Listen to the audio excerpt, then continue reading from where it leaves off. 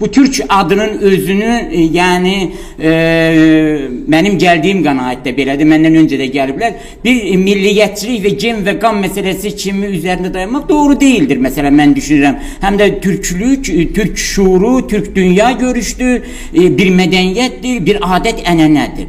Və bu ad altında zaman zaman gen və qan birliyi yaxın və müəyyən qədər hətta uzaq olanlar da bir araya gələ bilər. Yəni deyək ki, bu mənim düşüncəmə görə müəyyən mənada bu Yudaizm, İslam, Hristiyanlıq, Konfusilik və digər anlayışlar kimi heç də Türk anlayışı bunlarda müəyyən dərəcədə fərqlənmir. Yəni bu baxımdan biz son əsrlərdə biraz bu Türk anlayışına mənim düşüncəmə görə Avropanın qərbi mütəfəkkirlərinin gəldiyi qənaətlə baxmağa çalışırıq. Ya da məcbur edilirik. Məsəl üçün, çünki biz bilirik ki 16-17-ci əsrlərdə Avropada, qərbdə millət, milliyyətçilik, etnosun müəyyən tərifləri verildi.